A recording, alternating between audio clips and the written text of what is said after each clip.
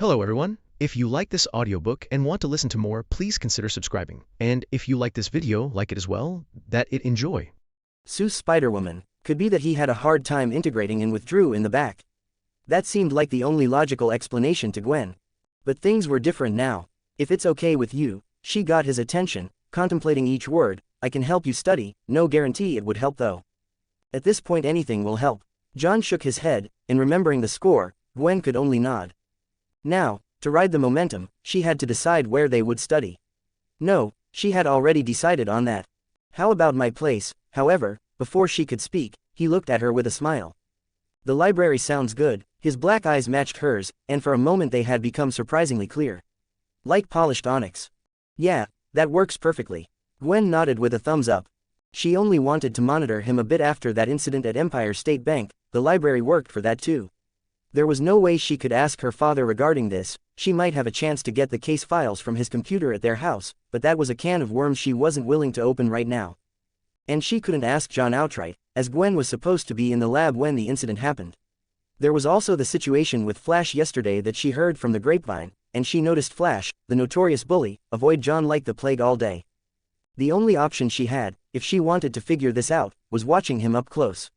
Helping him study just worked out for her goal, plus it would be great if he improved too. Maybe I was a bit too forward in trying to invite him to my place. She scratched her cheek with mild embarrassment as they parted ways near the main gate. That could be the reason he recommended the library. If Gwen was a normal student, she would have headed the same way home as John, but she had an investigation to do. I have to find out who ordered that double bomb hit. Gwen turned into a dark alleyway, and the Spider-Woman came out swinging from the other side. Unaware of the notification window flashing before John's face. Gwen Stacy wants to monitor U +5 EP. John, now back home, sat on his bed with a heavy sigh. Shifting on his back, he kept looking at the system window with a thoughtful expression. As much as the free EP made him happy, he had to figure out why why would Spider-Woman want to monitor him? There wasn't a need to think too hard about that either. It had to be the terrorist attack at the bank. Considering the whole fiasco was to lure Spider-Woman in, she must have arrived around the time he was escorted by the police for his statement. Is that why I felt so itchy yesterday? He had chalked it up to his overbearing nerves at the moment, but Gwen might have already followed him after the incident. She probably had his address by now. A quick search on the web showed the Daily Bugle covering the attack at a hospital in Manhattan, very clearly blaming Spider-Woman, stating that the attack only happened because they wanted her attention. With the mention of a planted bomb at the hospital, and the whispers he had heard at the station regarding a bomb found at the bank, the plan uncovered itself. These people really don't know how to be thankful. He doubted she thought he had a connection with the terrorists. It must be curiosity about who resolved the bank incident. And given how he got a private ride to the station, the only one to have his statement taken in private and the ride back home, it did invite attention. Was John worried about her monitoring him? Not one bit. Which guy would dislike a charming, not to mention strong, woman watching over his shoulders? He would have worried if he actually had something to hide. Aside from the writer gig, I got nothing to hide. John coughed a bit. He had to hide that bit well. Because the work he had chosen would surely get him some heat after a start like Your Name. 5 centimeters per second. It was another work of Makoto Shinkai with a strong reputation. Sweet romance, perfect twists, and lifelike characters. It came with the full Shinkai package that made Your Name such a hit. However, this work left readers with a different feeling than the sugary happiness Your Name gave. And for anyone who had tasted the sweetness of Your Name, reading this would undoubtedly be more emotional. John himself was one of those readers. And now, his enthusiastic readers were following him down that road. This work, just like Your Name, came to about 50 to 60k words. So, it was something he'd finish writing in the week while thinking of the next work. He only needed 170 EP more to complete the mission, so he should have the subsystem by the time he finished uploading this novel. Maybe I should do a one-shot manga next. John looked at the long list of digital drawing files and the short stack of books he had filled with doodles and sketches. He had gotten used to drawing, but transitioning to digital was proving a touch more difficult. Still, he wanted to have it down before next week, and for that, he was ready to practice till his fingers fell off. Having the power to draw really changes the man. He ran a hand through his brown hair with a smirk, all those thoughts swirling in his head that were too difficult to put into words. Now he could put it all on paper. Not to mention he could now get back at every troll by drawing them pregnant. Well, maybe not that last bit. He shook his head. Gwen Stacy is excited about the new novel +5 EP. John smirked as the new notification popped up. His favorite reader, for obvious reasons, had arrived. However, the notification that arrived the next day had him stunned. Anna Marie feels a deep longing in her heart plus 100 EP. John read the name once, then twice, and a dozen more times to confirm it for sure. Anna Marie, the presence of mutants, and the public appearances of Xavier talking about his institute. This has to be Rogue. John's mind went to her design in a certain game, especially the skins that had his card in a chokehold. He could only cough to recenter himself. Looking at the amount of EP, he couldn't help but smile. Because it felt like he might get his subsystem much faster than expected. For quite some time now, Rogue has spent most of her time under the blanket in what could be called her room in Brotherhood's secret base. She wasn't sure if it had been a week or a month since she last saw the light of day. But no matter how tightly she pressed the pillows over her ears, the voices in her mind wouldn't stop. The echoes kept intensifying until they subsided for a brief moment. Destiny and Mystique had been keeping her fed, constantly checking on her whenever they could. But Rogue could barely tell left from right. That was until she opened the ancient PC in the corner of her lightless room. The big monitor blinked, the screen had several vertical blue lines, but it still worked. This thing somehow connected to the internet. Destiny had set it up for her, saying it would help her. How? Even Destiny wasn't sure of it. But Rogue trusted Destiny, of course she did. So, once a day, when her mind was the clearest, she would use the barely active device to roam the internet. On the net, she could watch others, talk to them through words. There was no need to be careful, no need to maintain distance through the flickering screen. However, another thing intrigued her. Novels posted online. They were simple, crude, and way too hopeful or idealistic. But everyone needed hope once in a while. Still, Rogue had never felt a connection with anything she had read till now. That was until she found a post on Twitter, talking about a romance novel called Your Name.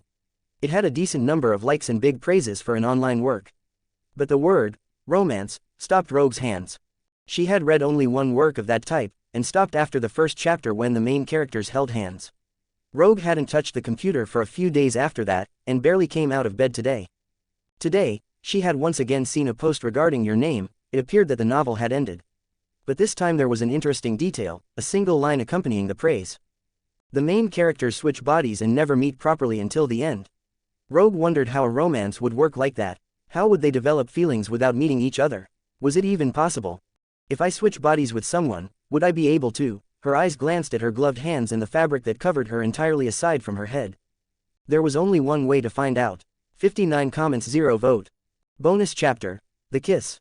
If I switch bodies with someone, would I be able to? Her eyes glanced at her gloved hands and the fabric that covered her entirely aside from her head. There was only one way to find out. And she did find out. Rogue read the novel in one sitting. From the first body switch to Taki struggling to save Mitsuha to them forgetting each other and finally meeting as adults. The words of the post were true. Taki and Mitsuha didn't have a proper meeting until the end. Even if the world tried to tear them apart, they met again against all odds. Lucky them. Rogue's heart tightened at the "I love you" scene. Even then she kept reading it over and over, from morning to night like she was in a trance. It had gotten to the point that Mystique had to kick her door down and drag her out to eat something. But no matter where she went, Rogue's eyes only saw that flickering blue screen and the words on it. A love that didn't rely on physical touch. Love was much more than that. But love like that wasn't common. Is it possible for me? Rogue found herself back in the room, voices echoing in her head on repeat. The voices told her it wasn't possible, that she would never be loved, that it was better to just give up. Was that true? Deep down, Rogue herself had believed that to be true. But what of that ache in her heart? Was it wrong for her to long for love? She couldn't find answers to her questions, but her mind calmed down as that longing became stronger, turning into something overwhelming. However, when she sat down to reread Your Name, she noticed a new work from the same writer. 5 centimeters per second, 2 chapters were already uploaded when she wasn't looking. It was hard to know what genre it was with the title alone, but she didn't care much for that. If it's anything like the first one, she clicked on the first chapter on instinct. Unlike Your Name, this one was more detailed. The opening scene talked about cherry blossoms looking like snow. It's how fast cherry blossoms fall, 5 centimeters per second. Seeing the title mentioned from the start, Rogue wondered what it looked like. She had never seen cherry blossoms herself. But through the text's detail, she could understand and get a feel for what cherry blossoms were.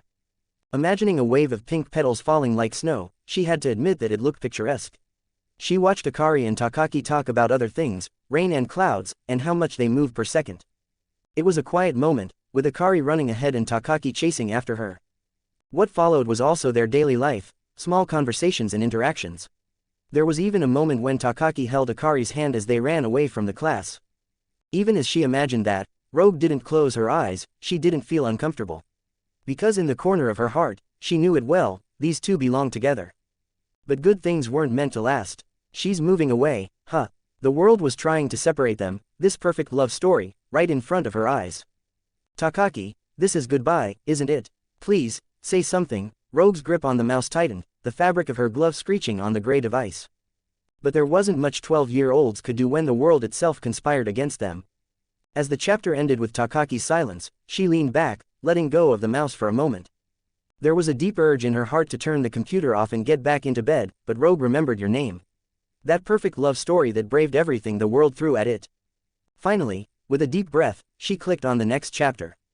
The words followed Takaki going through his new term of middle school for half a year, trying to adjust to a world without Akari. Rogue could understand that feeling, it was still in her chest. Would it really not go well for them? She hoped it worked out, she really did. Her eyes gained a little light when Akari's letter was mentioned. In the moment they started to exchange letters, Takaki's world started to gain more color. To him, Akari was the son he had always followed. But they were about to drift even further. Takaki was moving to an island off the coast in his third year of middle school. It was much farther than the 3-hour distance between them. 3 hours, that was the distance between them at this moment, and it had already done its damage. What would happen if that distance was increased further? Of course they can cross that. Rogue watched as they planned to meet despite how busy they were. However, the day they had promised to meet started with rain. Even then, Takaki left the house with the letter he personally wanted to give to Akari. Rogue read about him changing lines, about stations, exits, and changing more lines. At one point she wondered if it had to be this complicated. Couldn't the writer just let these two have their moment? Just let him go, please. The building frustration in her heart almost exploded when the train got delayed because of the snow. The same snow she found charming at the start, because of the cherry blossoms, had now become the target of her anger. But what did the snow care for her or anyone's feelings? Before reaching Oyama Station, he was hit with several delays. Then he had to wait at Oyama because of more delays.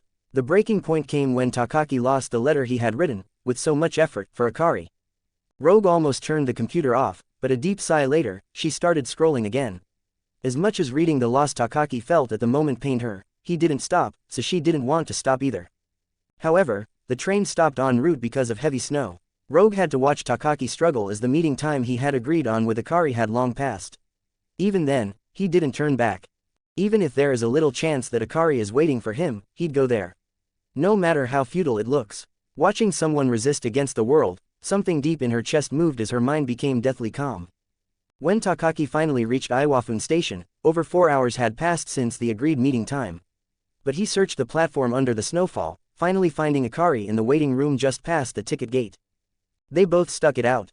They proved their feelings even in the worst of times. Rogue was grateful she didn't stop, because Takaki and Akari hadn't stopped believing in each other. The result of that was the beautiful night that followed. Imagining them crying, Rogue felt her eyes sting hard, but she pushed through and read further. As they shared food and talked about their days, even with everything that had happened, it just reaffirmed how much they should be together.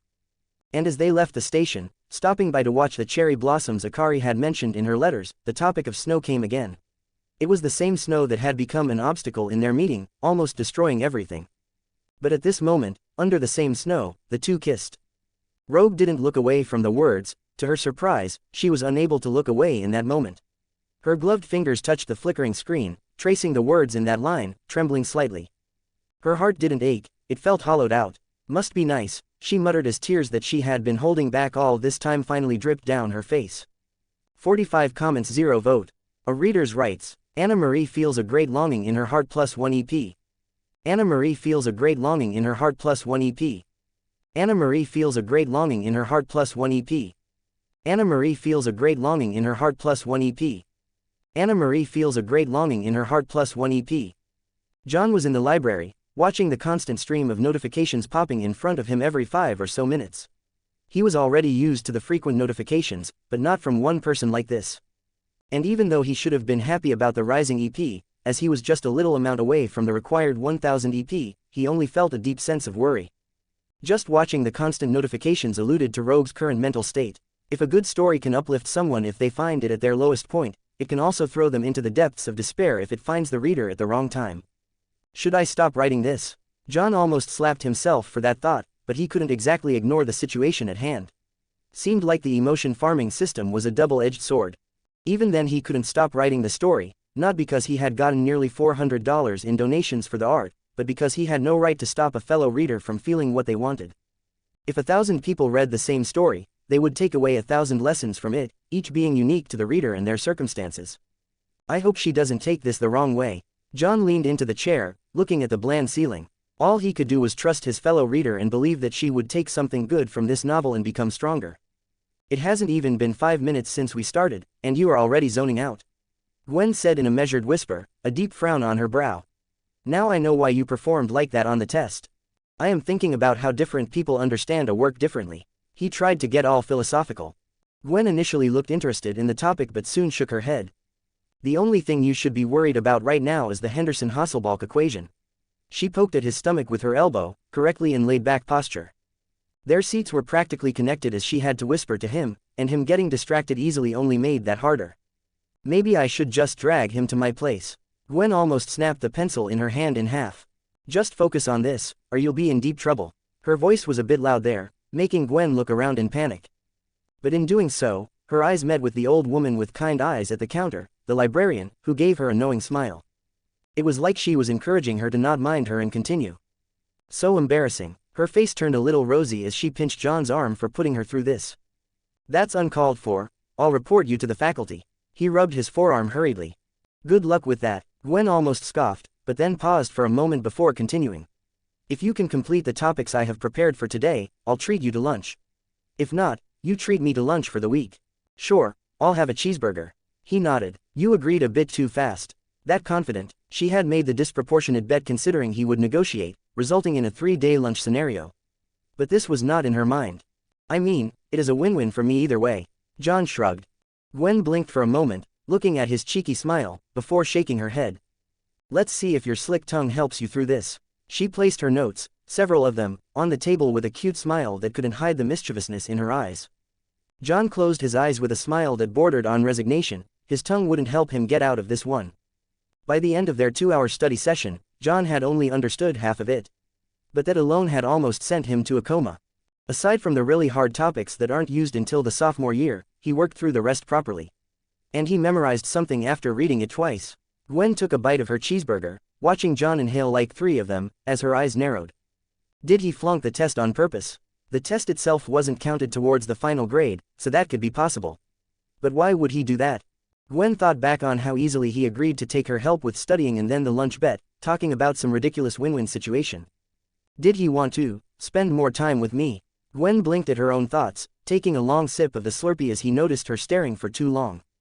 But that wasn't the best idea, as she winced the next moment. What happened? He asked, finally stopping his feast.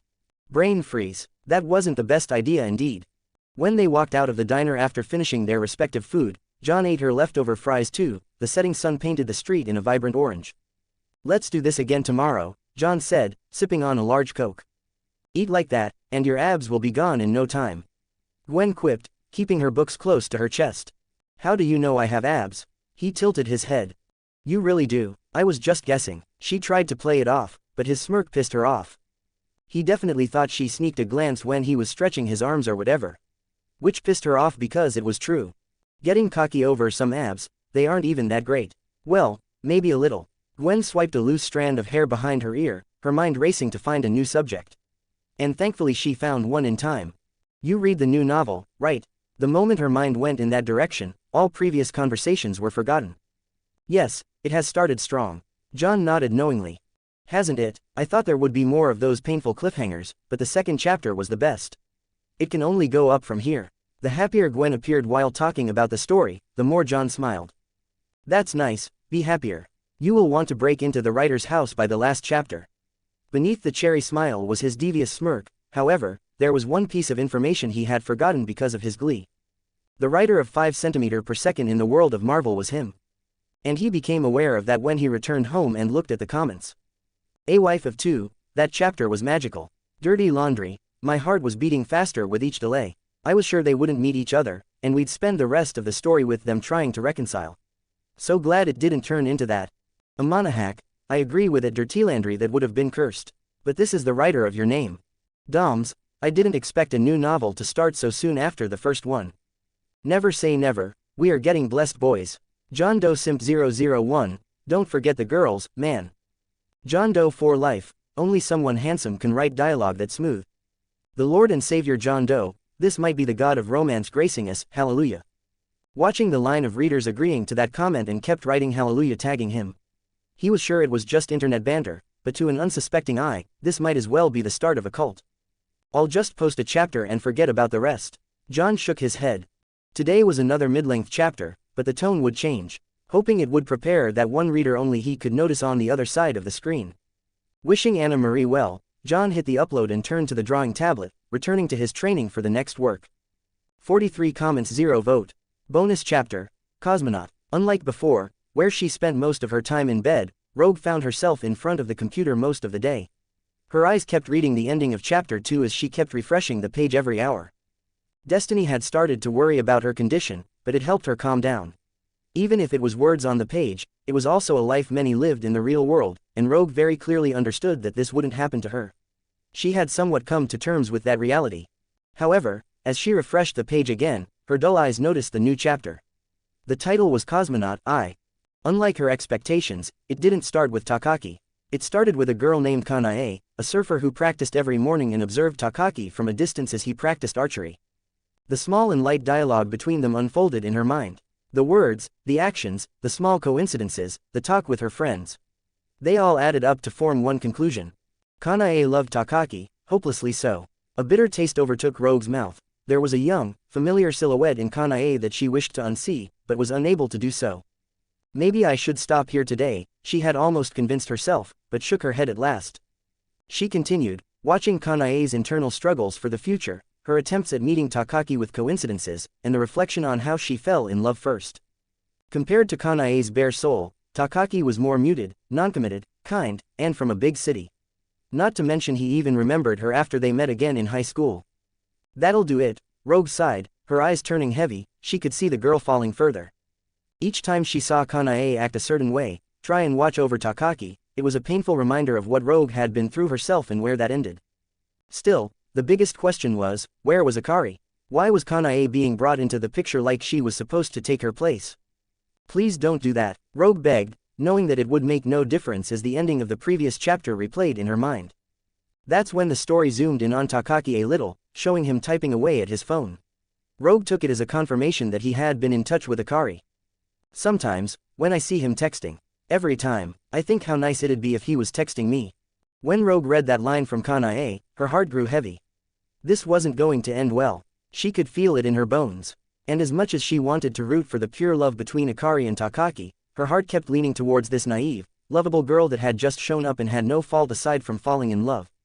Was it because she could see herself in Kanae? Was that why she wanted to at least have Kanae have a good end to her first love? Rogue couldn't answer that and kept reading.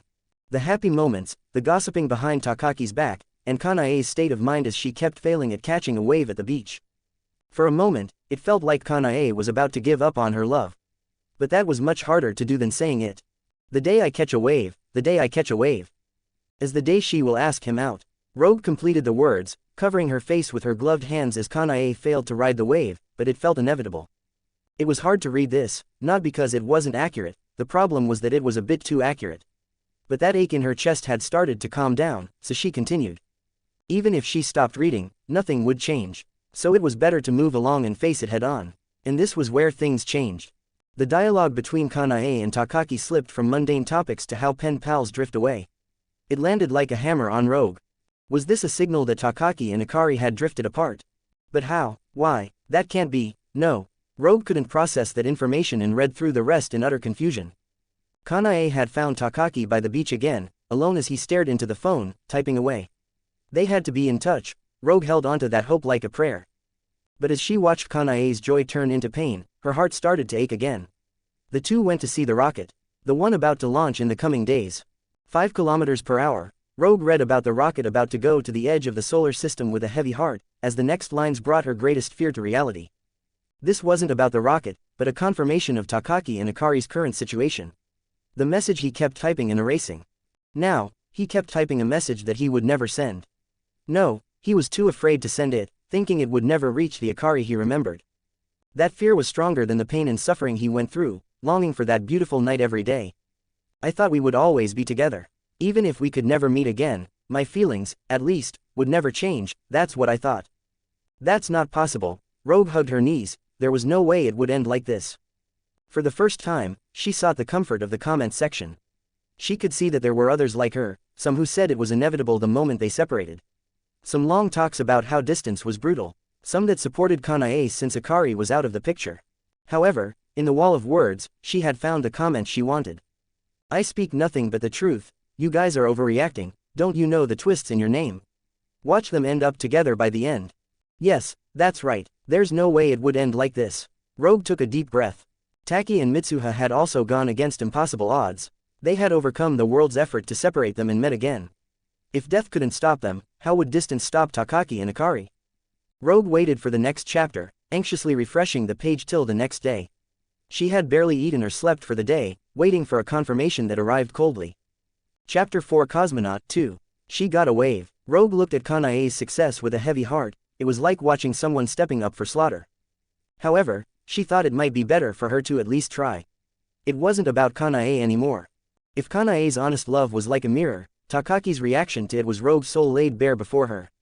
Kanae could see it in Takaki's eyes. He wasn't there in that moment. His eyes always looked beyond her, beyond the place he lived. He was searching for something across the horizon that never looked his way.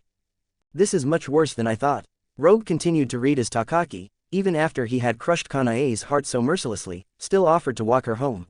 And then she looked at the door of her room. It wasn't that Takaki couldn't see Kanae's love, he didn't have the capacity to. He was simply the spacecraft that hurled through the darkness at 5 kilometers per hour, trying to reach the secrets of the universe. And Kanae was a much slower rocket, lagging as she watched him drift deeper into the abyss. In that moment, Rogue didn't feel bad for Takaki, but for Kanae. Because unlike him, she had to watch him drift further and further away without ever knowing the ones who cared for him. It was a painful reflection of her life, one she couldn't look away from. 23 comments 0 vote. Bonus chapter. Someone who understands. In that moment, Rogue didn't feel bad for Takaki, but for Kanae. Because unlike him, she had to watch him drift further and further away without ever knowing the ones who cared for him. It was a painful reflection of her life, one she couldn't look away from. He should stop holding on, she knew those words well, it was what she said to herself every night before lulled herself to sleep. But it had never worked for her, and it wouldn't work for him either. Just like her, Takaki was neither moving forward nor backward, and that refusal to move made him blind to others around him, and the pain he caused them.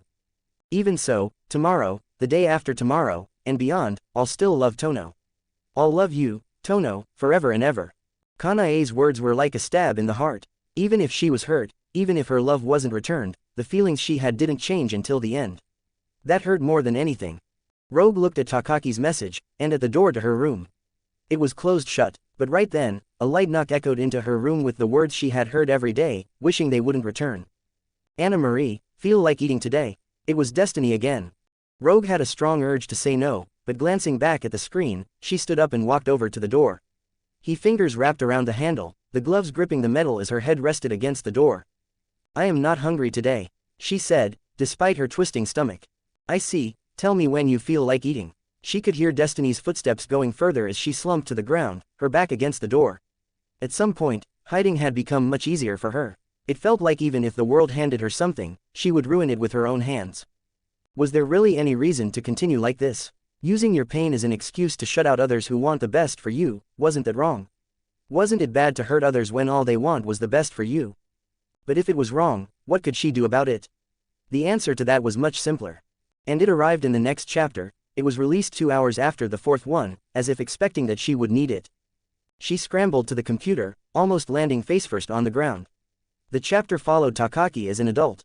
It was like a mirror to your name. When all hope was lost, they would meet again at the end. However, the words showed someone who was still stuck at the time he was 13, standing under a tree that had long withered. Rogue read through his failed relationships, the people he had hurt, people who really loved and wanted the best for him, people who wanted to spend the rest of their life with him. But he himself refused to look at them. He was still caged in the past. Each line was a stab into her heart. She could see herself walking down this same path. Her body would age, but her mind would stay at that moment when her powers awakened, when she robbed someone of their life and their very soul. No matter who came near her, no matter how much they loved her, no matter how happy they wanted her to be, she would never be able to see it even if it was the only thing she wanted. And that scared Rogue more than anything, because she wasn't sure if she had already done this to someone. Yes, she had made her mistakes. She had created problems. But was ending up like this the only way for her? Takaki, who had quit his job, walked down the road as cherry blossoms drifted down like snow. Rogue could see it as the mirror of that fateful day when he felt like he saw Akari. Unknown to her, there was a tiny bit of hope in her heart still. Because even if it was in fiction, she wanted to see her wish fulfilled. But it all vanished as they walked past one another on the train tracks. She wanted to jump into the screen and make them turn around, but she didn't have the power, and honestly, she didn't have the will for it either. This was their story, not hers. As Takaki turned, a train passed by, and Akari was already gone by then. Rogue felt a lump in her throat. In this game, the world had won. And Takaki accepted it as he turned around with a smile and continued down the road. The words "the end" didn't change no matter how much she looked at them. Instead they asked her a question. If cherry blossoms fall at 5 centimeters per second, at what speed do people fall out of love? It felt like Takaki finally found his answer, giving Rogue a hint for hers too. If a perfect love story like Takaki and Akari's couldn't withstand the test of distance, would Rogue ever have a chance with her limitations? The answer was in the previous work, your name. That too could have ended in tragedy if even one of the two stopped looking for the other. But they didn't. Rogue had the answer before the question. And she was glad for that, really glad. If she had read 5 centimeters per second first, her negative feelings would have become stronger, pulling her deeper into that darkness that filled her head. But she got to read your name first. The two endings were like a fork stretching out before her. Would she continue to be trapped while hurting others who wanted the best for her, or would she keep trying even if it meant tripping over and over? The question arrived to her in a different form. Anna Marie, get your ass out right now. Mystique banged on the door, sounding about ready to kick it down again even as Destiny stood beside her with a sigh. But before Mystique could raise her leg and drive her heel into the iron slab, a soft click came as the door creaked open. Rogue's head peeked out, her eyes flinching in front of the yellow fluorescent light. Is there fried chicken? She asked, her voice breaking like she hadn't drunk water for a few days. Yes, there's also pancakes, and Mystique got us some quality syrup. Destiny approached the door, pushing the exasperated Mystique to the side. That sounds wonderful. For the first time in a while, a weak smile tugged at Rogue's lips. Although it wouldn't be easy to move forward, she had already chosen to do it. Not doing so, even after getting such a clear warning, would be beyond foolish. As Rogue ate, her mind kept going back to the two novels. They felt personal, raw, and filled with real emotions. Only someone who had gone through that pain could ever write something like that. The hope and longing for enduring love that transcended touch in your name. And the real pain and acceptance that they might never find that love, but choosing to move forward anyway, in 5 centimeters per second. The writer, Rogue read the author's name for the first time. I want to meet them. Maybe this person would understand her condition a little more than others. And just maybe this person would not stop reaching out to her even if the whole world tried to separate them. Rogue created an account on the website and left a small comment, hoping the writer would see it. At Rogue983667, thank you for sharing an intimate part of yourself like this. If there is a chance, I would like to get to know you better. It was just one of the comments in the long wall of despair, but it made her look forward to their first meeting, whenever it may happen. 55 comments, 0 vote. Healthy. A great weight has been lifted off Anna Marie's shoulders plus 100 EP. Watching the notification pop up, John sat on his chair, but he wasn't looking at the system panel. His eyes were on the ground with a wry but content smile as if he was ready to move on. Trying to get the last chapter out as fast as possible, he had burned through his fire, leaving only white ash behind. I was terrified when that notification from Anna Marie appeared after the 4th chapter. His back hit the bed as the notification reappeared in his mind. Anna Marie is thinking about how to go on living plus 70 EP. Seeing that, John was covered in cold sweat. Because of that, he had worked extra fast to get the last chapter out. He feared that something big might happen if he didn't do that. Thanks to that, the reader base still mourning the relationship between Akari and Takaki, alongside Kanae's pure love, were hit with a wave of bittersweetness that completely wiped them out. Amanahak, at Jondo6769 when I find you at Jondo6769. My 9mmgobrrr, how dare you give us hope with your name ending and destroy us like this. I will never forgive you. John Doe Hater 1, it's one thing for Takaki to still be hung up on Akari.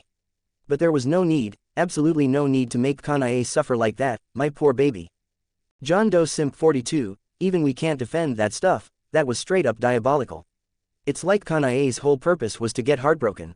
The realist, that's just how life is sometimes, you don't get what you want and end up losing what was before you too. Love is an illusion, that might be the most realistic depiction of love failing because of distance, self-isolation, and how it hurts others. Truly marvelous. Fourth wall guy, did someone say marvelous? Doms, chef's kiss. Watching the bouncing liveliness of the comment section and the rivers of tears, John felt a bit of relief. The rush hadn't affected the EP collection, it had intensified it. The combo of your name and 5 centimeters had worked as intended. Watching the coming points, he was curious to see how Gwen would react tomorrow. However, there was another thing that took his attention. Anna Marie wants to meet you +1 EP. Anna Marie wants to meet you +1 EP. Anna Marie wants to meet you +1 EP. Anna Marie wants to meet you +1 EP. Anna Marie wants to meet you +1 EP. Anna Marie wants to meet you +1 EP. Anna Marie wants to meet you +1 EP. Anna Marie wants to meet you +1 EP. Anna Marie wants to meet you +1 EP. Anna Marie wants to meet you +1 EP. That sounds healthy. John gave a wry chuckle, he just hoped she only wanted to talk. If Rogue touches me, would she absorb everything inside me? Like the memories and the books. Sweat dripped down his brow. The more he thought about it, the last Marvel character that learned he was in a comic went on a killing spree. There was no telling how she would react, finding out she was a character in a book in some other world. Yeah, I can't get caught. There wasn't any true counter to Anna Marie's ability in the world of Marvel, aside from suppression from someone like Xavier or devices and abilities that dampened her power. She could basically just absorb anyone's power and memories like stealing candy from a kid, even if she didn't mean to do it. Since he didn't have to worry about the TVA, and apparently the Ancient One didn't seem that interested in his existence, John thought of planning how to counter others who might cause him problems. And he just added Anna Marie to that list. But that all hinged on how much EP he could get. Rivolta was good, but it didn't have that much reach. No publishing house had called him for a deal yet, and he had put a pin in the topic until he had cleared the matter at hand. The matter being the subsystem. John had already cleared the mission of crossing 1000 EP for a while, he now sat at 1150 EP. The system had already made him aware of the mission completion, but he was too focused on Anna Marie's situation to check. But now that he knew that it ended well, somewhat well, he could focus on the rewards. John clicked on the small red icon that had been a thorn in his heart so far, on the corner of the system panel. The red dot expanded, covering the whole panel, before exploding in an array of vibrant fireworks and ribbons. It felt so real that John felt the ribbons might cover his room if he didn't cover the screen. So, this is where all the budget went. He chuckled dryly as the fireworks died down after 30 seconds, followed by a series of bright blue panels. Mission completion noted, tracking the source of EP, categorizing farming routes. Reviewing the activities done to earn EP, understanding the host's needs, reading his recent wishes, scanning the module list for the closest match. Match found. The third tab unlocked, expanding in front of John as a projector screen displayed out of thin air. But the quality was crisp like one of those Sony True RGB TVs. Still, it wasn't anything crazy, but a simple website. But John's expression changed when he saw the dashboard of this website. Converting a file into physical copies. The website wouldn't just display everything he wrote in one place, it would even help him sell physical copies of the work. Handling everything from printing to shipping by itself for a fee. 20% of the money is not bad for that much work. John worried if this system was planning to run a sweatshop in China or something. He had been worrying about how to commercialize the works all this time, and this website just came to him. It also supported manga and individual chapter pricing, bringing the payment model he was familiar with to this world in full. All he had to do was name the website, and it would go online, never needing any maintenance and care on his part, as that would come out of the cut it took. This was system magic at its peak. The name has to stay like this. He typed the name and hit enter, then he went to his computer. Opened Google and typed in the search bar www.johndoe.com. The empty website popped up, asking him if he wanted to create an account. When he did that, the interface opened in a clean and sleek homepage. Empty, but calming sort of empty. There was the search option, download, payment section, bookmarks, and a library function that only had the novel subsection for now. It was a simple but practical design. When John looked back at the dashboard on his system, a new panel had popped up. Would you like to import the novels Your Name and 5 centimeters per second? He clicked yes and watched the two novels transferred over chapter by chapter. The synopsis was copied, the chapter names were clearly added, and the tags were applied automatically. There was even a cover section. When he clicked on Add Image, it connected to his files on the PC. John had already created the cover for Your Name, the classic image of Taki and Mitsuha standing where they live with a splitting meteor passing by in the sky, one going over Taki and the other over Mitsuha. And for 5 cm per second, the younger version of Takaki and Akari were holding hands, walking under the drifting cherry blossoms. Knowing the ending, that cover is going to hit hard. He couldn't help but chuckle at that. There was the option to price the chapters, but he didn't do that. He had already uploaded everything for free. But he was planning to charge for the paperback version. He had already finished the illustration for both of them. However, there was another thing he was planning to do alongside that. The movie visuals of Your Name, he could still see them in his mind. Honestly, he wanted to make that movie and give the readers that full experience, but he didn't have the resources for that right now. And the system wasn't so convenient that it could do that for him either. So, he had to settle for something else. He scrolled through his PC's files, the illustrations of the schools, plains, mountains, forests, old buildings, Tokyo's skyline, and much more flashed by like a stitched reel. These drawings connected with the words in the novel, matching the direction of Makoto Shinkai's movie. He wanted readers to understand the beauty of these two novels that words couldn't convey, and he hoped they would enjoy them. Just then, the system panel flickered, and a series of words appeared. John Grayson, I wish you well in your future endeavors. May you thrive, achieve your wishes, and make the world a better place under the blessing of the Goddess of Wishes. Sincerely, ARCADIA. 21 comments 0 vote. Bonus chapter. Dates. John Grayson, I wish you well in your future endeavors. May you thrive, achieve your wishes, and make the world a better place under the blessing of the Goddess of Wishes. Sincerely, ARCADIA. The Goddess of Wishes, Arcadia, is that who sent me here? He looked at the panel that slowly disappeared, as if dissolving into thin air. He had questions, many of them. What wishes was it talking about? Was he brought into this world for a purpose? Something he had no idea about. My head, there was a sharp pain in his brain when he tried to think about how he ended up here. He was sure he hadn't met anyone named the Goddess of Wishes or Arcadia, or anyone for that matter, not before or even after the transmigration. My wishes, what were they? John sat at the edge of the bed, massaging his temple. What could a writer wish for if not that his stories bring peace and joy to someone, maybe help them along a harsh stretch of their life, or make them forget about a hard day as they laugh reading their lines so they could face another day? There wasn't anything more than that a writer could wish for, at least for John there wasn't. I was thinking that when I finished my novel, wasn't I? He remembered that night, looking out of the window in the starless night as he drifted into a deep sleep, or into another world in this case. Was his wish heard by this Goddess of Wishes in Arcadia fellow, landing him here after he passed away in his sleep? Were they behind the system in this messed up timeline too? The only thing John knew was that he wouldn't get an answer. There wasn't any customer support section in this damn system. No matter what he clicked or fiddled with, no one answered him. And no one would. The system, true to its words, had no intentions of interfering with what he did. I'll take that as a win. He didn't have it in him to live under constant death threat or fear of something worse happening if he failed to do a task. That would just take the joy out of his new life. Yeah, his new life. John looked at the illustration he was working on. It was the last scene of 5 cm per second. Takaki was smiling, walking ahead, leaving behind the empty train tracks and the falling cherry blossoms. Sure, John could sit here for the night and try to get an answer he wasn't sure would arrive, or he could move forward with a clear mind. The system had completed its job and fell silent. Now, he could continue what he wanted. Another night of labor. John cracked his knuckles and took his seat with a quiet smile. This night was also a starless one, but the moon was bright enough to make up for it. A little over a week had passed since the ending of 5 cm per second, and the readers had done their darndest to spread the word. One small difference was that they got others to read Your Name first, then sent them down the gallows of heartbreak. And they had damn good fun doing it. The only reader, at a Monohack I won't forgive you bitch, how could you do this to me? You will pay. The Emperor, what did our resident kidnapper do? Doms, thinks she got another victim. John Doe for life, for real. I mean, I am happy to have the Redderhood increase, but isn't she too good at this? A Monohack, who is talking about me behind my back? My ears are itchy. Idris Illa Illa, the witch is here, run. The readers scattered as long lines of witch comments were spammed. If 100 readers had read John Doe's novels, 50 of them were brought in by a Monohack. No one really knew how she did it, but they were happy regardless.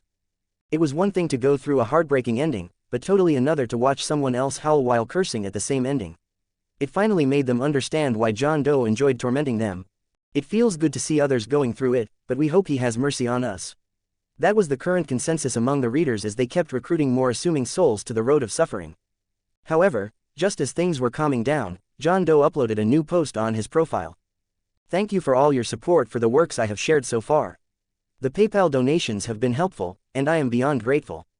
Now, if you wish to buy a physical copy of the novels, please visit this site, www.johndoe.com. From now on, all of my works will be released there. Thank you for your continued support. The entire community had been thinking where the writer had gone after dropping 2 bombs on them, and here he came carrying another. They were worried that he would take a long break, which they couldn't blame him for. But a physical copy of the novel, a full-blown website, was this guy secretly rich and just wanted to see them cry? Regardless, the readers who had been enjoying the suffering of the newbies rushed to the website in droves. There, they were slack-jawed seeing the listings.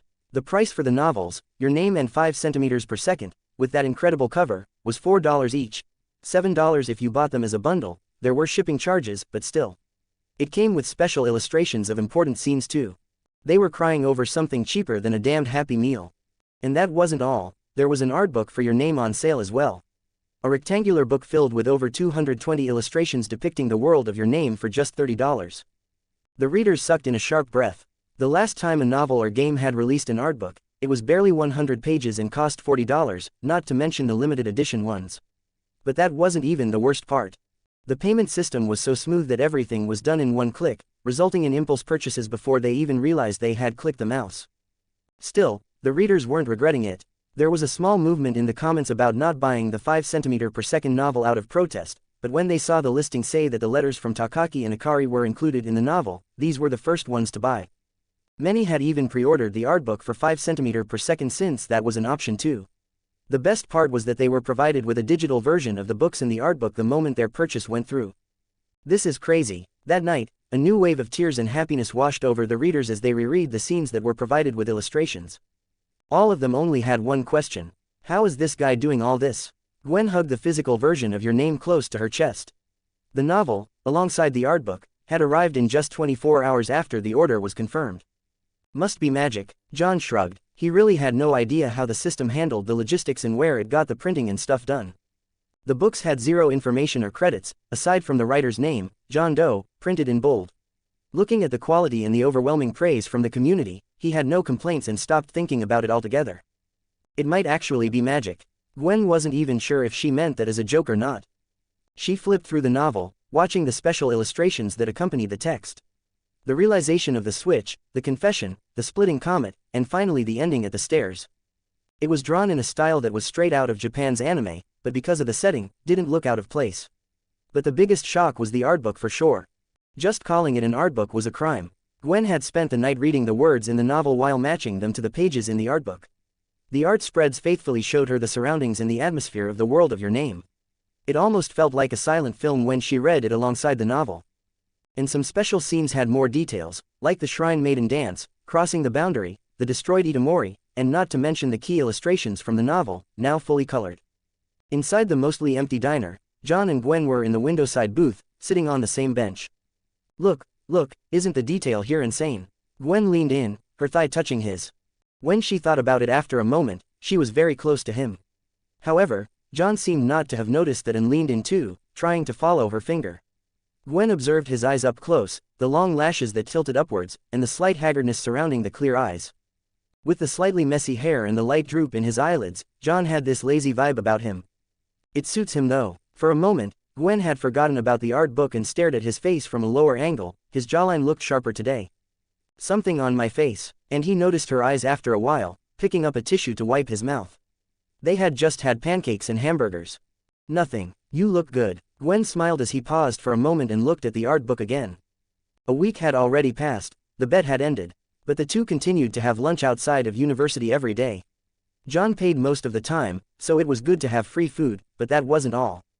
Yesterday they had spent some time in the park, the day before that they had roamed around a mall after studying. And today, after the diner, they had spontaneously entered the theater to watch a movie. Aren't these just dates? Gwen blinked. 54 comments 0 vote. Look back, a week had already passed, the bet had ended, but the two continued to have lunch outside of university every day. John paid most of the time, so it was good to have free food, but that wasn't all. Yesterday they had spent some time in the park, the day before that they had roamed around a mall after studying. And today, after the diner, they had spontaneously entered the theater to watch a movie. Aren't these just dates? Gwen blinked while chewing on caramel popcorn, no idea what the movie was about at this point.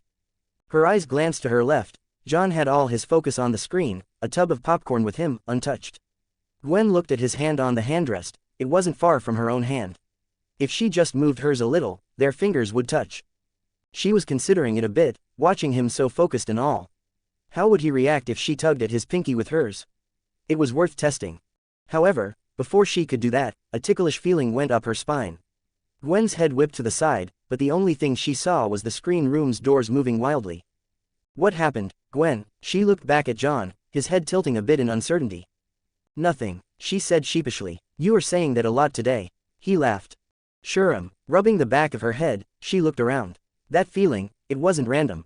But just as she was planning to get up and check, using the excuse of powdering her nose, John placed his hand on hers. Gwen, if something is troubling you, you can share it with me. She looked at him, watching the tiny smile on his lips as he moved his hand back. Of course, only if you are okay with it. He didn't squeeze her hand or put any force in it. All he gave her was a gentle tap of reassurance. But she could feel his hand on hers even after the movie ended. Gwen, you good? He asked as they left the theater. Yeah, it's nothing. Seemed like nothing was really her word of the day. But there was really nothing else she could think of. John walked up the stairs of his apartment building closer to midnight. He had parted ways with Gwen right after the movies, but he had been going around the theater in circles, only returning now. She felt it too. He noticed her head turn towards the door because he had also felt the eyes of someone on them. Stalking. No, it wasn't some girl obsessed with him or a guy after Gwen. This was the stalking that hunters did. Someone watching the prey they wanted to hunt in their natural habitat. How did he know that? It's because his blood had been boiling since that gaze fell on him. His body had taken it as mockery, and it urged him to find whoever it was. Honestly, he had barely centered himself by placing his hand on Gwen's. It helped him focus on that current moment. Doesn't sound so romantic when the reason is to hold back the urge to tear someone apart. A sigh escaped his lips as he unlocked his door. He had made sure no one had followed him here, and even if they didn't know the way to his house now, it wouldn't take them long to get here. Unless they kept playing around like this. And it certainly felt like playful behavior from someone who felt superior.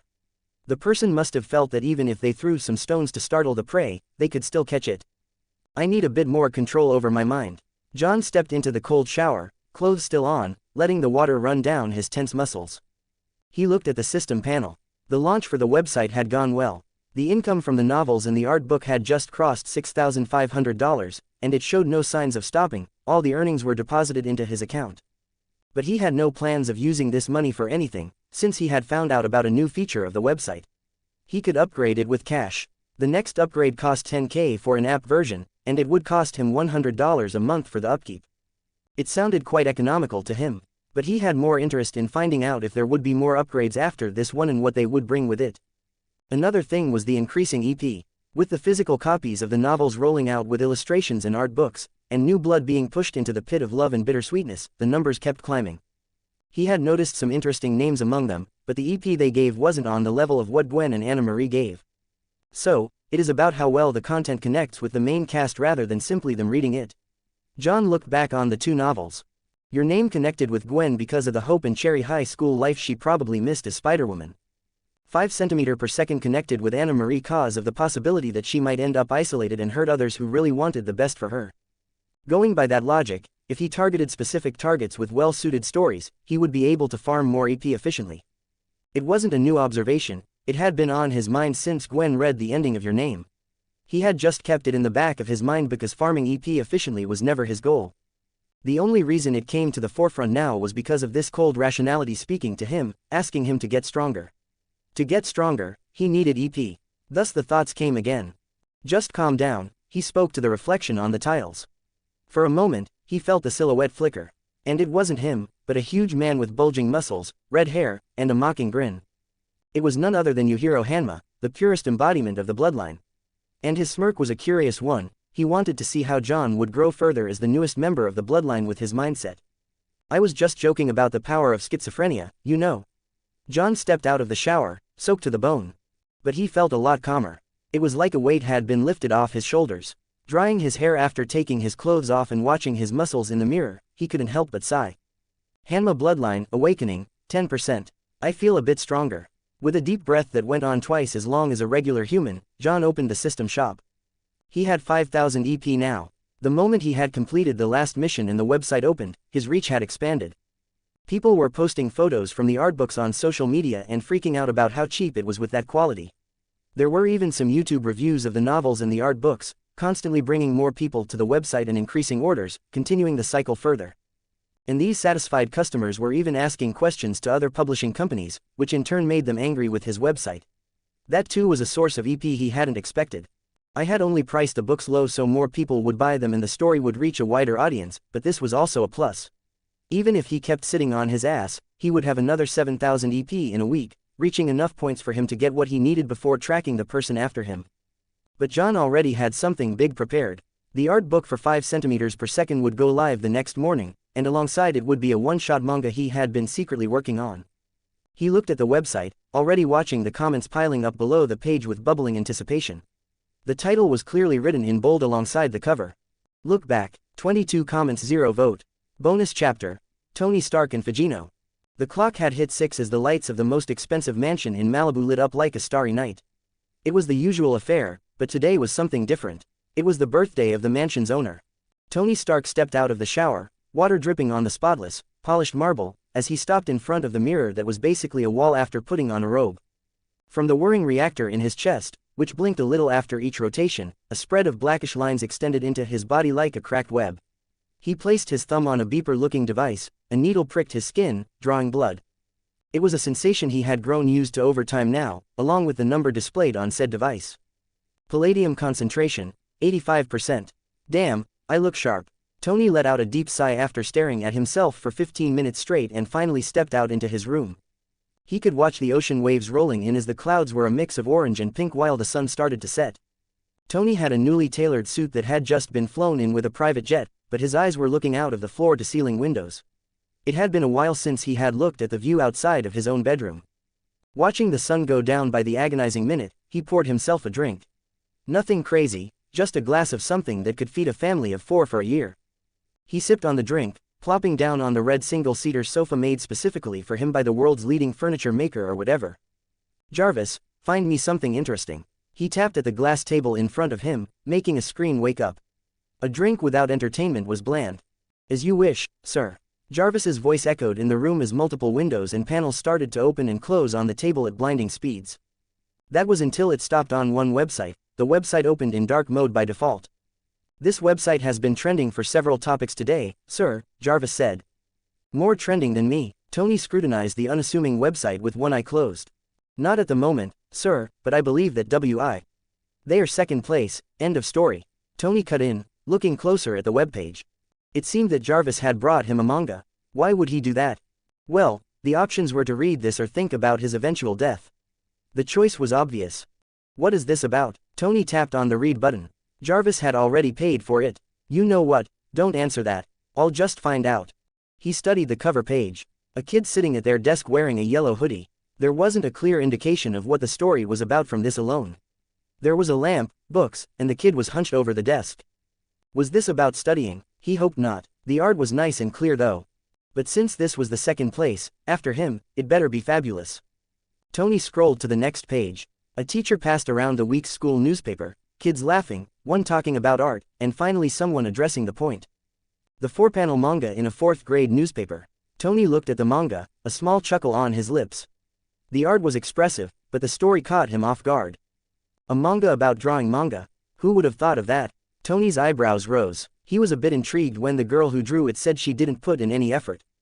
He had expected it to be a motivational beginning of a small child who became a big-time artist in the future, but the one on the screen was a lot different from that. She was the type that always poured in all her effort and then tried to act cool later. The confidence, the cockiness, and self-assuredness, it felt nice to read it. I know this kid, he said, involuntarily. You do, sir? Jarvis asked. Tony waved him to silence as Kayomoto arrived on the scene. And looking at this purely from artistry, she had Fujino beat, however, that was all. So this was gonna be a manga rivalry where Fujino would beat Kayomoto in both art and story, or will her rival also evolve, and they will end up having this battle forever? Well, at least it isn't listed as shonen. And, just looking legit wasn't anything. He thought back to Hammer's attempt at making his suit. As legit as that looked, he was still 20, no, 30 years behind.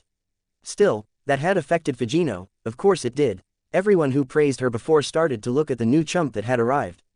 Annoying little pests, I tell you. Tony had been through similar situations. At MIT, there was a genius at every turn. If you could do one thing, there was always another that could do it better. That's just how the world was. But where were they now when Tony had privatized world peace? Yeah, nowhere. That's how you do it. He watched Fujino learning, getting books, practicing, reading tips on how to improve storytelling. The more he read, the more he saw the art of storytelling laid down before him. It was as interesting as a blueprint to a suit. Before, all he ever went to the cinema for was the press conferences and kissing the heroines and models as the movie ran on in the background. But he watched Fujino put in the work, day, night, at home, at school, at the library, even when her family watched TV, and during vacations, she didn't stop a single day. No matter if it was a cold or a hot day, if it was a storm or anything, her practice books piled up as she stayed hunched over at the desk. It didn't matter what anyone thought, it didn't matter if they called her a weirdo. Who isn't a weirdo? Well, aside from me, any sufficiently passionate person could be called a weirdo by that logic. And it wasn't like what others thought should change anyone, because people change tunes real fast. He knew that better than anyone. As he had expected, Fujino continued to draw until the 6th grade newspaper arrived. Once again, the two 4-panel manga were placed side by side. And once again, Kayomoto's art was better. But a story didn't rely on art alone, and he couldn't see that understanding in Fujino's eyes. I give up. Tony stopped for a moment and sighed. This wasn't the place to stop, but he knew Fujino wouldn't stop. Ask him why, and he wouldn't be able to answer it, but he just knew. She's just having her downtime. This kid'll be back up in no time. He scrolled further, watching her mingle once again with friends, practice karate, and watch TV at home with her family. But when she picked up the 10 or so practice books, planning on throwing them out, Tony fell into a deep silence. This wasn't stopping, it was escaping. And in this situation, one had no hope of escaping. No one, especially one without passion or love for their craft, would spend years of their life doing something and then stop doing it because things didn't work out. I still have trust in this little firecracker. Maybe her rival would come confront her. He mused. Graduation day arrived, and Fujino was sent to Kayomoto's house to deliver the diploma. She walked through the unlocked main door, and when she turned into the hallway, she saw stacks of practice books leading to a room in the far corner. So, it wasn't just some talented kid, huh? Tony shook his head. The rival Fujino had also worked for years to get her skills. Sore loser. He chuckled as she drew a 4-panel strip mocking Kayomoto that slipped and went into the room through the door gap. Deserved. Fujino ran away in panic, and someone followed her. It was her rival, Kayomoto. 61 comments 0 vote. Pepper and Kayomoto. Fujino ran away in panic, and someone followed her.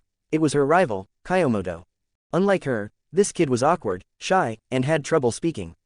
But there was one thing she had: true love for what Fujino did. The manga that others mocked, she had read every day, becoming a fan. This rival meeting wasn't what I expected, but I still deserve credit for calling it. Tony smiled, watching Fujino agree to give Kayomoto an autograph on her back. The girl she had spent years trying to beat turned out to be her fan. But rivals or not, these two were the closest people to each other, even if this was their first meeting. Unlike everyone else who told her to stop and do something worthwhile, Kayomoto looked at what Fujino did and noticed her effort. She was invested in it with her whole heart. Tony could read Fujino's expression unexpectedly well. She didn't want anyone to put her on the pedestal, she just wanted her years of practice, those sweat, blood, and tears, acknowledged. And they were acknowledged by the one she had considered her biggest rival. And as Fujino lied that she had already worked out a plot for a manga, even if she had stopped a while ago, she walked away in the rain, soon breaking into a dance that didn't care for occasion or location. That's all it takes, doesn't it? Just a word of approval. Tony closed his eyes, the memories of the day he was shipped off to the boarding school flashing before him. Approval. Has he actually got it yet? Even as he was heading towards death, the government itself conspiring against him, and a Russian maniac smelling of vodka and bird going after him. He had everything, but not the approval that made him start everything. Even now, who was he doing all this for? A face of a woman appeared in his mind, but it was hazy, and someone else called out to him. Ark, Mr. Stark. A woman in a tight red dress shook him gently, her lightly curled hair falling over her shoulder. Yes, Natalie, I was just trying meditation, works wonders. You should do it instead of, yoga. He looked at the beautiful woman who glanced at him with a slightly amused gaze. It's Pilates, Mr. Stark. Same thing. He shook his head. What are you here for? Which watch would you like to wear today? She asked softly, carrying a box over. Watch, oh yes, the party. Tony looked at the time. the sun had set, and he wasn't even ready. Still, he could hear the music vibrating through the place. He looked at the starless night, the woman looking him up and down, and at the screen on the table. Fujino had rushed into her room, soaked to the bone. But that didn't stop her from sitting at her desk again, scribbling onto the paper. Cancel the party. The words came naturally once he understood what Fujino had felt. He was searching for the approval of a person that had long left him behind. The one he had to be looking at right now was someone that had been with him. Sir. Natalie paused for a moment. Party is cancelled, he continued, giving her a confident wave. Tell them I am sick or whatever, they'll buy it. As you say, Mr. Stark. As Natalie left the room, Tony focused back on the screen. Why would he spend his time with bumbling asshats that would latch onto the next bozo that arrived in a metal suit? His eyes followed Fujino and Kayomoto working together. Day or night, rain or snow, they started to build their story one panel at a time. And then they went pro, reaching a runner-up in a contest with a reputable manga company. It reminded Tony of all his suits. He had built them with people, or because of people. It was rarely on his own. Creation was just fun when one had a clear goal. When Fujino took out 100,000 yen to have fun, saying they should stimulate the economy, Tony laughed. This kid knew what was up. What's the point of money if you don't spend it? And the journey continued. They ate crepes, watched movies, talked in cafes, went to bookstores, only spending 5,000 yen. Fujino, thank you for bringing me out of my room. Is this what they call a flag? Tony fell silent for a moment, but he continued nonetheless, shaking his head. The pages went by and more stories piled up under the duo, until they got an offer for serialization. Tony didn't know the specifics, but he could feel this was big with how excited Fujino became. However, when people come together, they eventually drift away too. That happened here as well. Kayomoto wanted to go to art school, no matter what Fujino said, she insisted. If you just stick with me, everything will fall into place for you. Don't say it like that. Tony's fingers gripped the screen, his hand tensed up. That wasn't the way to stop someone from leaving, but then what was the correct way? Tony didn't know, he was never taught about that. All he knew was that Fujino didn't know either. Dummy rolled into the room with a refilled glass as the music in the mansion died down. He could hear the cars leaving as his hand reached for the glass. But at the end, he waved Dummy away. On the screen, years had passed in a single page. Fujino had grown. The small room had become wider, looking at the city as she worked on wide monitors rather than scratching at the cheap paper. But sitting there, he could feel the loneliness and regret weighing on her small back.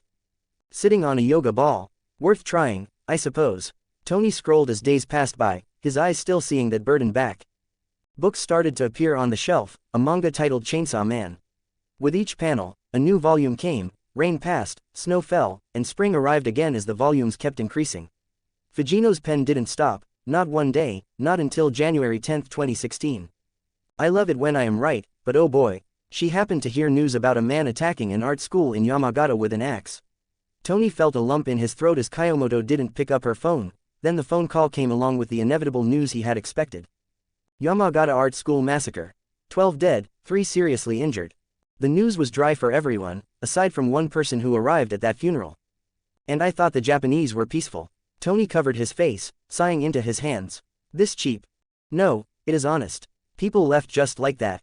There was no grand farewell, no speeches, no time to say goodbyes and right all the wrongs. One moment they were there, next they weren't. Yinsen, his father, and his mother. Tony had known this well, but he too was about to leave just like that, thinking he was doing the right thing. Looking at Fujino's face, he understood what it was like for the one left behind. Because even as the one left behind, he had never looked in a mirror to know that expression. And the one who would be left behind when he was gone would feel just like this. He looked at his phone, fiddling with it for a moment to calm down. There were several calls from Pepper and a few from Rhodey. Looking back at the screen on the table, Tony didn't feel tears well up. All that built up inside him was a grating irritation about what he would have left behind. An uncomfortable irritation that he couldn't run away from with a sober mind. Just like how Fujino in that moment couldn't escape the guilt when she saw that 4-panel manga strip Kayomoto had used as a bookmark, following every one of Fujino's manga chapters. Letting it out or being irresponsible helps, I suppose. Tony watched her tear the paper into pieces. It was a futile attempt. It wouldn't bring any change, until it did. A torn piece slid under the door, and it arrived in front of a young Kayomoto. Don't come out, it read, an alternate timeline, a connection to the past. Nothing was stated aside from the young girl looking at a torn piece of paper, still alive. Want to support me and read ahead? Visit patreon.com/c/overthemoon69 to read 20 chapters ahead. To be continued.